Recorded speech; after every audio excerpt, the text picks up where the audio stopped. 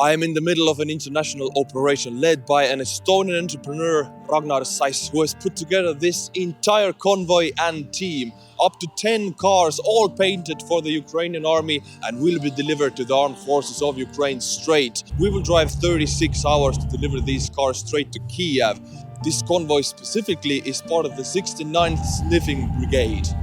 There is a whole international team behind it. Up to 20 drivers will drive 36 hours straight to deliver these cars. We have people from America, Belgium, Estonia, Finland. We have Toyotas, Isuzus, Mitsubishis, and all of these cars will serve the Ukrainian army in the war.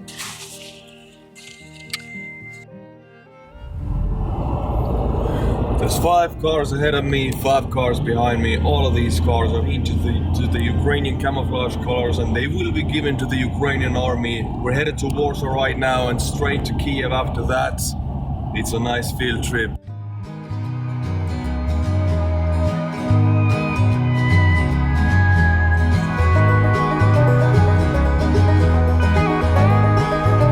We started the trip from Tallinn, we passed through Latvia, Lithuania, and then we crossed into Poland. After every 3 hours we took a break, switching the drivers and refueling the cars if necessary. We've been driving for 20 hours straight right now, and I'm honestly seeing double. It's honestly hard to focus on the road, but we're not gonna stop, we're not gonna rest until these cars are delivered to the armed forces of Ukraine. Kiev is the next stop, let's go. We reached the Ukrainian border about 3 a.m. Everybody was really tired, and we saw other people not part of our convoy trying to get their documents verified to cross the border as fast as possible because there were only a few border booths open. Immediately as we crossed, we saw on the Ukrainian side about 2.5 kilometers long truck convoy. It seemed endless. I immediately noticed how beautiful Ukraine was. Fields and forests were covered with snow. It was my time to drive when the sun rose, and it was a very beautiful moment I will remember for the rest of my life. This gentleman right here is Roman. His brother is going to war, and this packet right here is going for his brother. This is a ceramic plate going into a bulletproof vest. We have boots, we have knee pads, helmets. There are backpacks inside, everything the soldier would need on the front, everything brand new and sent to make a life of this soldier a lot easier on the front lines.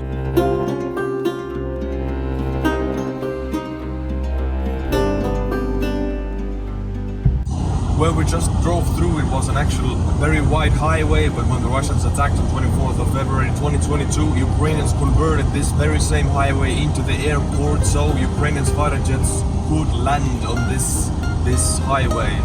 It was used as an airport or airfield, but now only cars drive on it.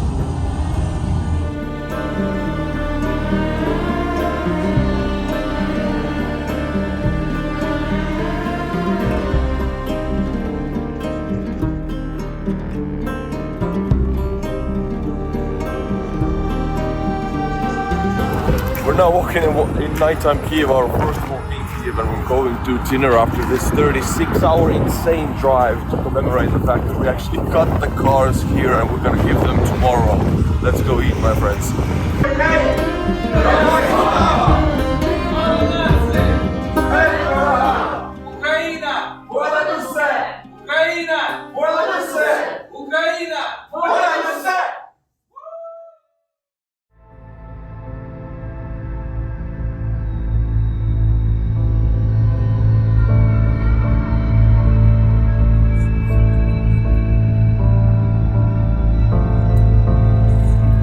There's an active air alarm going on right now in Kiev, and behind me, the Ukrainian unit is taking the car. The American crew is giving the car to the officer.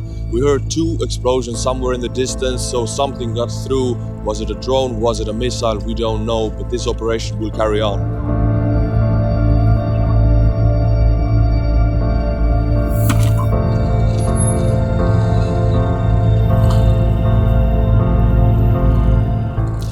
This is one soldier survival pack, medical pack, and everything that is in here has been laid out in here. These are pressure bandages, 2 of them. Then we have chest seal for bullet wounds if the bullet goes through the chest.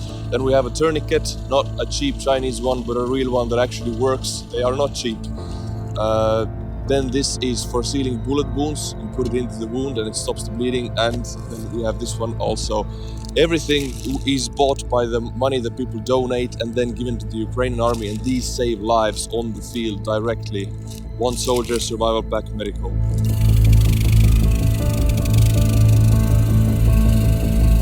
Behind me there's a generator, and the whole city of Kiev runs on generators if there's a power outage, which happens several times a day, because if there is an attack on the electrical infrastructure or because it's a planned outage to save power.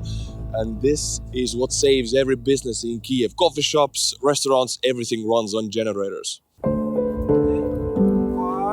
2, 3.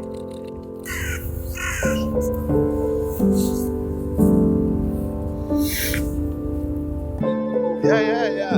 Like, I know. I will also be my wife.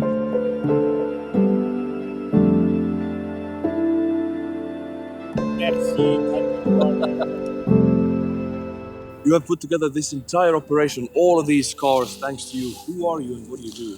So basically, my name is Ragnar. I'm actually a startup entrepreneur. So my life is building companies. I'm lucky to build one of the Estonia unicorns, which is a pipe drive. I also have been doing angel investing. I have invested more than 50 companies, 8 of them in Ukraine.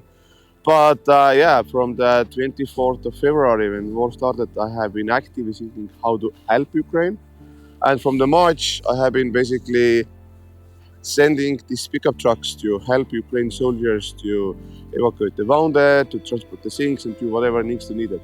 But why the trucks? Why not, for example, bulletproof vests or knee pads? Yeah, the challenge of that is that this always needed. But trucks is something which, by our understanding, is missing most. And also, there are one unit we are giving cars. Basically, for example, they lost like 10 cars in a few days ago in one attack. And many times these cars going and picking up the wounded can help to save lives, because if somebody is wounded, every minute counts. And if you have very bad cars which are breaking down and so on, we feel that this is our way how to help. And we are getting more and more. Like in last week, I think that we get 10-15 units asking, please, we need urgency the trucks. So how many trucks have you already delivered to the armed forces of Ukraine? So as of today, it's 139. 139. Wow.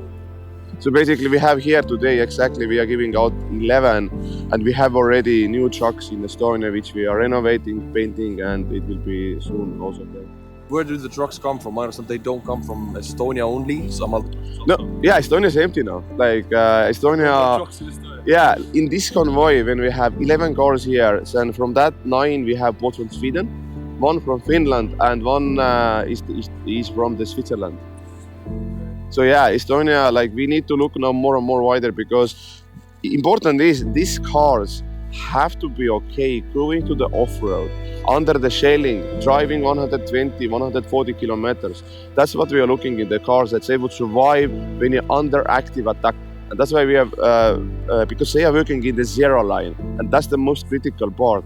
If you're in second or third, that's different, but this is in the most hottest points.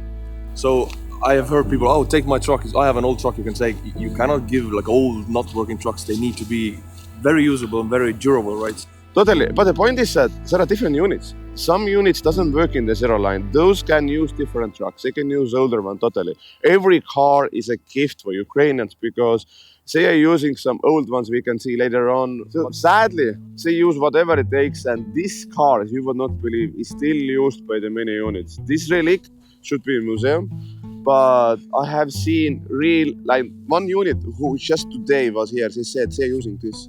For basically, it's super old, making so much noise. And the joke was, he said that if they are moving with that, Russian says tanks are coming because it's making so much noise. But they're using whatever it takes, and this thing, if it drives, they are using it. And this is indeed shame. That's exactly why we need to give more and more, because this thing should stay in museums. We are here with Glen from Belgium, and he is the oldest member of the convoy. Can I say you are 73 years old? Why are you helping Ukraine at such a high age? Such a high age. It seems a problem for the rest of humanity, but not for me. I don't understand. and I follow what happens in Ukraine and certainly what happens on the front, because in the early life I've done my military duty with the Green Berets. Green Berets. And so in my genes, I must have something who wants to be on the front. And I live with those people. It must be offered to sleeping there without electricity, without heat. And so when I saw that they needed a car, a drone, EcoFlow. We're here with the Finnish crew. They all drove. How many cars did you drive together? So we drove 2 cars out of the 11 that came here. So two cars, all right. Yeah. So how is the mood in Finland towards Russians right now with the war? I mean, generally speaking, Finns are not big fans of Russians, especially with what's going on today, but Finland has similar shared history of Russian aggression as Ukraine, and so we side very strongly with Ukraine, obviously, and we do our best to help them. So what would you say would be the Finnish message for the Ukrainians? Kill all orcs you can. Kill all. Training. Slava Ukraini. We are here with a fighter from the Azov Battalion. He has some insane stories to tell, and I have some questions. You told that you were in Russian captivity and you lost 40 kilograms in 3 months. Is that correct? 4 місяці у полоні. У полоні, так. Так, 4 місяці у полоні. So yeah, he's saying that there were 86 days of battle, and then there were like 4 months of captivity, and he was released on 21st of September. And but as you can see, he's back in the form. I see you have something written. Is that your tag? What is this? Питаю, що це таке? Позывной. Да, позывной. Я отношение к коммунизму и к коммунистическому строю не имею никакого отношения. Это старая история. Okay, so he actually says that yes, that's his tag, but it's not connected to communism at all. Just to make clear, and it all started from Ultras. It's a football club of Shakhtar fan group, a very kind one. You can Google it, and he had a red jacket. And someone called him communist because of that, and that continues. And when the war started in 2014, the main Azov squad was actually from Ultras, from football fans, and he tried to change it, but everyone knowed him as communist, so it sticked. But he says that he's the only one. And I believe it's so. He's the only communist in the Ukraine army. So these cars that you just received, what will they be used for? So it will be a Frontline Cars, and he also told before that they're not dispatched yet. So maybe they will go to mortar unit, maybe they will go to Frontline unit.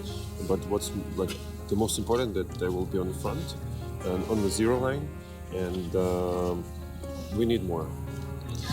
You need more. I think Ragnar can help you with that, to get more cars to you, and this is the 12th time already he's doing this. So how often would you say you lose one of these cars? What is the mortality rate of these cars? Питаю, як часто губляться такі машини, тобто скільки... Це взагалі розходний матеріал, і це залежить від інтенсивності боїв. He says it's like expenditory, so like it's in Mariupol or now in Bakhmut, like car lives like 1, maybe 2 days max. 1-2 days. Yeah, because it's all constant fire, and like you can hide, but car can't hide, so no point of that. But right now, of course, they're not in that places, but they're still like really expenditure. So like 1 week, 1 month. Could be 1 month. Yes. Okay. So we are here with Ukrainian troops from Marinka, which is 70 kilometers from Donetsk. And how long have you been in Marinka defensive positions? The 79 Brigade defended Marinka from 2014. 2014, so ever since the war started. Yeah. And then still in the position. What is the most necessary item of technology or aid that you would need from the Western right now in Marinka? As all the other fronts, wings and the tanks. Tanks and Planes. planes. Okay. And these cars, what would your unit be using the cars for? So we are the signal company. We will use the car to bring some equipment to the position and also some reserve to the position as well. Hopefully it will survive. I will show you the video later. Hopefully. Yeah, hopefully. Okay. And you have mechanics who know how to fix these cars and if they break down? Yeah, sure. Okay. We have good mechanics which can repair also the tanks. So Oh, this car is not a problem. Slava Ukraini. Yaroslav. Thank you, guys. So we are here with fighters from the 3rd Assault Brigade, and I'll ask some questions. They are straight from Bakhmut. What is the situation of your troops in Bakhmut right now? Are the lines holding? Yeah, so our lines is still holding. It's okay for us. The first dates when we were there, it was really critical for us. The lines was, for something goes for them, something goes for us. It's moving, but right now it's stabilized. So it's okay for us. So the Russians have not yet taken the road out of Bakhmut, the logistical roads. They can control it with the weapon, with Artillery already. Yeah. So in this case, it's not going to be used for us. Right. You cannot use it right now No. anyway. Okay. But we have fields. Yeah, you can. But how is the situation with the rotation? I've heard many different stories that troops sometimes are not able to rotate and sleep. How is the situation with that? So about the rotation, we are rotating inside our team for every some period. I mean, we have guys who are, for example, 4 or 3 guys are going on the positions, and then maybe 5 days, another 4 guys come in and rotate them. So inside our team, it's okay. About the whole brigade, I cannot tell you because I don't know what is going inside them. So 5 days would be about the maximum time a 3-man unit would spend on the foxhole on the very front. Yeah. 5 days, okay. And then they come back, they can sleep and rest, and then... Of course, yeah. And also you need to understand that on these 5 days you also can sleep, but it's not will be very easy for you because every time you're hearing artillery, it's always some fightings. Maybe if some bicycles can come, you need to stand up and just to find it and to work with it, something like that. So it's okay, but the critical is the weather. Weather? Yeah, it's snowy and it's very cold. But I will tell you that when it's 0 degrees and +1, it's more. It's the coldest weather, even than right now. Because it's wet, right? Yeah. Yeah, that's the word. It's like -5 is better than +2, right? Yeah. Okay, yeah. So if you hear the armor coming across the field, you have your procedures how to behave, you have anti-tank capabilities on every foxhole and destroy the tanks right on. Do they use mostly infantry fighting vehicles, BTRs, or tanks also charging Bakhmut? Right now they're using people. People only? No armor? You can hear it, but you cannot see it. People? You can hear They are using a lot of people. You can... I will show you the picture when 30 people are coming just, across the field. Do they run or do they walk? They walk. They walk, and then they were lying and crawling. Yeah, without any bicycles. Without bicycles. And without bicycles. Say it's an easy target for you. Is that correct? Not correct, because when they are moving, they're using artillery. So when the artillery hits your position, you cannot stand up and watch what is going on around you. Something like that. And when they came across to your position, just 15 meters, something like that, they are using grenades and started to throw it on inside your position. And of course, it started with the rifle, with the weapons. Actually, I really wanted to share, it's a really unique story how we met these guys. And it's all a story about community, story about people who we help, and stories about military forces. Actually, everything started with Victor. He's member of Lift 99 of our community. He's working with us, and he's experienced warrior. Actually, he's still not on the front line, but maybe soon. And he suggested me to go to the front line with the humanitarian help. We also had our car that like this one. And we had an idea to bring it directly to Bakhmut. And I agreed. So me, Victor, and a few other people went here to Bakhmut, including Mart Raymond. It was in January. Yeah, it was in January. It was like 3 weeks ago, like maybe 4. And here, like we had only 2 days. We had like only 2 hours in Bakhmut because like it's incredibly dangerous. So you just come here and you hear not only explosions of artillery but also like machine gun sound. So it's like very close from the front line. We were like 1.5 kilometers from the front line, and it was like bad like 1 month ago. Just imagine what is now. And it's like we're incredible to see that you go through the city and overall like houses are standing. So they were standing that time, but everything is damaged. Like so you understand that they just shoot randomly every spot of the city. So you go by car here and it can be bombed easily because you hear explosions like 300 meters away, 500 meters away, and it's like 152 artillery. And here, like Victor, like helped me like to get acquainted with Romaha. It's the commander of 3rd Battalion. Anti-tank, assault brigade, and it was like absolutely random connection, because I didn't know him before, and we talked with him. He showed like his people. We saw everywhere cars and tanks like with their numbers, and we were like, I understood that they're actually like doing a lot on the front line, and they're professionals because like most of them fighting from 14th, from 15th year, and now we are here standing and giving them cars, and that's how we work.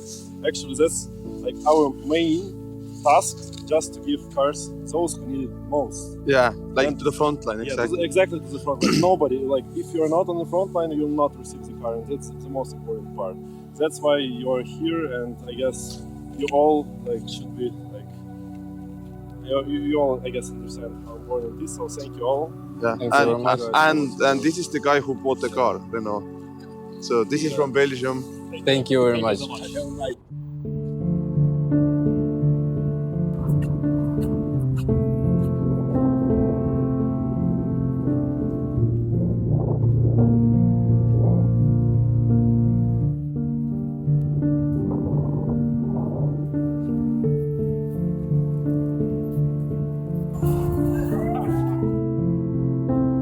We're at Kiev city center, and behind me you can see there's a lot of Russian armor destroyed, put on display for the Kievan people and Ukrainian people to see that Russian armor is destroyed, it can be destroyed, and they're not invincible, and Ukraine can win.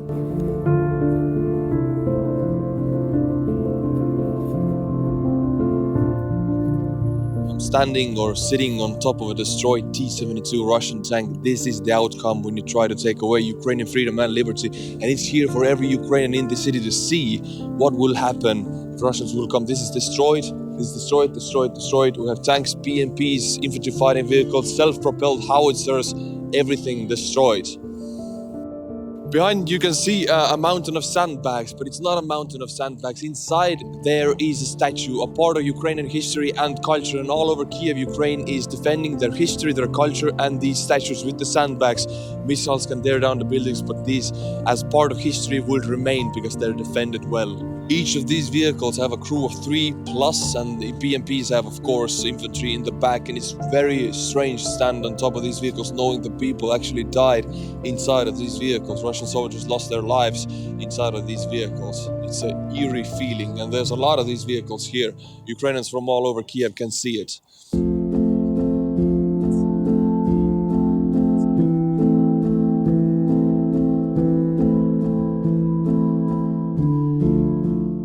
We were granted access to an undisclosed military location where I met my friend. Of course, he didn't know I was coming. His YouTube name is Operator Starsky, but his real name is Andrei. He was really surprised to see me, and by a sheer coincidence, he was assigned as a guide to our group to show us the surroundings. Operator Starsky is an active duty officer of the Armed Forces of Ukraine, and you can find his channel link in the description below. He explained everything really well. So I'm here with Andrei, but actually Operator Starsky from YouTube. And could you describe the first hours of the battle for Kostomy?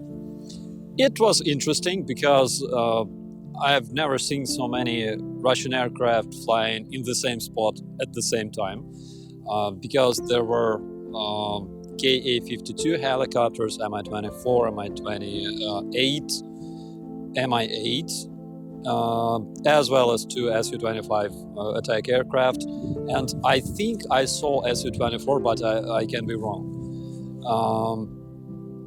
I can say it was a bit intense. A bit intense. In the beginning, when they started shooting their rockets, and actually there's Mria aircraft that we just passed. Technicians said that when they were dismantling the tail stabilizers, they found two unguided rockets that were still stuck inside. Whoa. Yeah. So our guys had a battle here in the area of the airfield. With Russian paratroopers. There were actually two groups of Russian paratroopers. Where did they land exactly? So they landed behind the runway. Okay. One of the groups landed in that general direction, and another group landed where you saw those aircraft stationed on the ramps. Yeah. In that area. So there was like 20 choppers, something like that landed the troops? Something like that. I believe around 20 choppers, and a third group actually landed in the fields, and they moved towards our brigade and took control over the gate. That's where we had verbal conflict with them. Really? So what politeness were exchanged? So our sergeant major realized that his documents were still at the base. Okay. And he asked our commander whether he can return and pick his documents, and the commander said, if you're sure that you can make it back, okay.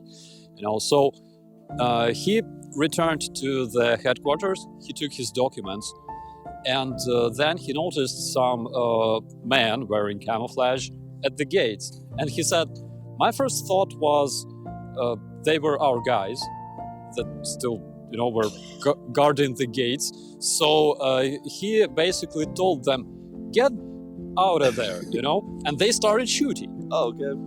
So, you can imagine, being a Russian paratrooper, Russian paratrooper attacking Hostomel, taking control over the gates and stuff, and then you see some dude just standing in the middle of the base and get out of here. Russian logistics right here, yeah? Yeah, everything is Russian cars.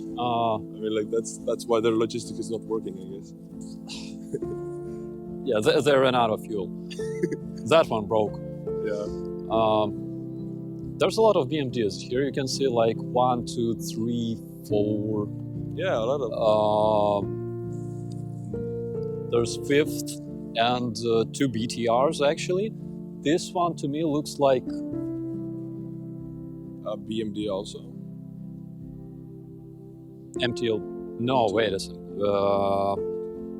Who cares? It's dead. It's metal now. Yeah. Ka-52. But I will show you a better version of it. This is Ka-52, indestructible Russian flying tank. The one, yeah. When guys started shooting those helicopters, first thing I thought was it's stupid. It's flying tank, Then one of those helicopters started burning. I was like, oh my God, we fell victims to Russian propaganda, actually, because it's possible. You can shoot it down using just concentrated fire from rifles and machine guns. During our time in the undisclosed military location, the officers there actually allowed us to drive the American M113 armored personnel carriers. I got to drive one, and it was an amazing experience. It was big, bulky, loud, and I can see more than enough ways the Ukrainian army can use them. We're right now inside an M113 American armored personnel carrier. We're driving inside of it. It's really loud, but it's really cool, and I'm pretty tall, so you can see I have to slouch down. If I go up, my head goes against this barrier. We also got to ride it. It was so awesome.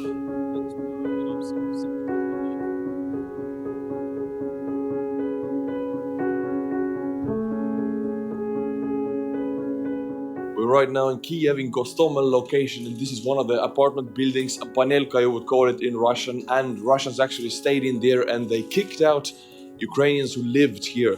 Ukrainians lived here with their families and Russians just came in, kicked them out and took over this place, and now it is trashed. You can see trash everywhere, there is garbage, there is vodka bottles, and there's actually piles of human feces. Unfortunately, it's gross and disgusting. And outside you can see Russian food packs, you can see some kompot, which is like an old Soviet pickled everything. You can see the traces of Russian soldiers being here everywhere. We can see their boots, because they took the Ukrainian boots, because Ukrainian boots are better. They threw away their own boots, and now we see Russian boots on the ground. We see Russian underwear on the ground because they took the Ukrainian army underwear, they stole it, and they switched it like that. So this is Ruski Mir. On the 10th day, they started looting and robbing stores, apartments and stuff, because food enough for 14 days, for 2 weeks, basically, when they invaded. They didn't bring more food because they expected this whole invasion to last for 2 weeks. On the 10th day, they were ordered to self-supply themselves. So basically, they were given green light to rob and loot because they needed to find food for the troops, and that's what they did. Behind me is what you would call a panelka in Russian, and this damage we see here is done by 152mm, one round only, and we saw the weapon. It's an incredibly large barrel, and this is the outcome when this hits a building. Walking through this is truly eerie because this is where people live. Now it's just brick walls and piles of rubble, but it's where Ukrainian families actually live. There's a bathtub right here. There's a washing machine right here that the Russians couldn't take because it was destroyed. And it's such a weird feeling to know what was going on. Families lived, then the Russians came, then the Ukrainians bombarded the new Russian barracks, and that's the outcome.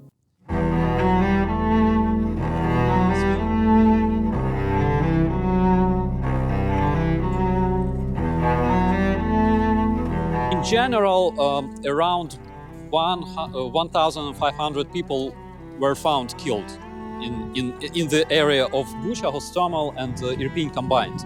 This is the church where we found the mass burial site of Ukrainian citizens that were killed by Russian soldiers. And how did we find this grave? Okay, so we used satellites.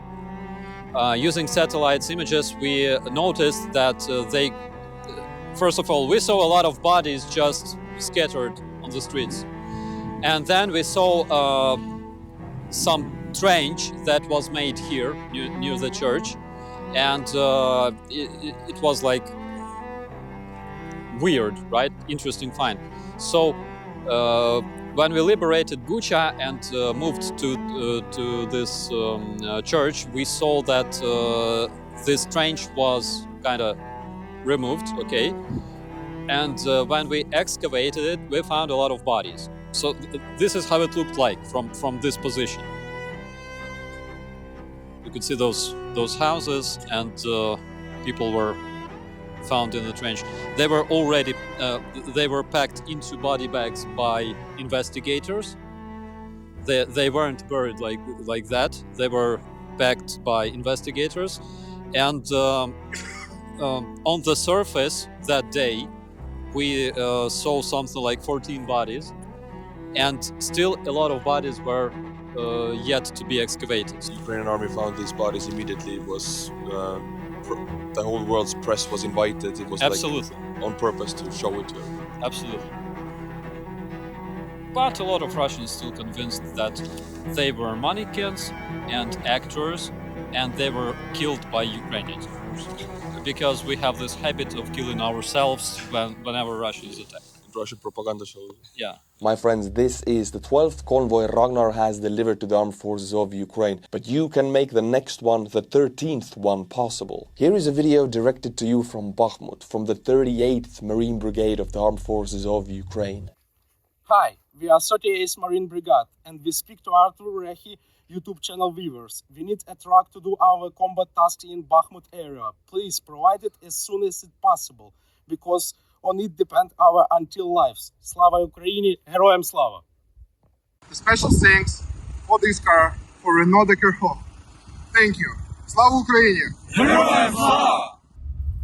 In the description you will find a link to donate too, and I vouch for this. All of the donated funds will be used to buy trucks for the next 13th convoy, and you, my viewer, can help to get 2 trucks for the 38th Marine Brigade of the Armed Forces of Ukraine. They will remember and thank you for that. My friends, I'm now back in my home, in my comfy studio. And this was the 12th convoy Ragnar has delivered to the Armed Forces of Ukraine, and I'm glad that I got to be a part of it. You can make the next one, the 13th one, possible. The 38th Marine Brigade from Bakhmut has a request from me and my viewers. All of the funds donated will be used to buy 2 trucks for the 38th Marine Brigade, and they will be delivered in the next 13th convoy. The donation link is in the description below. Let's make a difference. Until my next video, my friends, Slava Ukraini.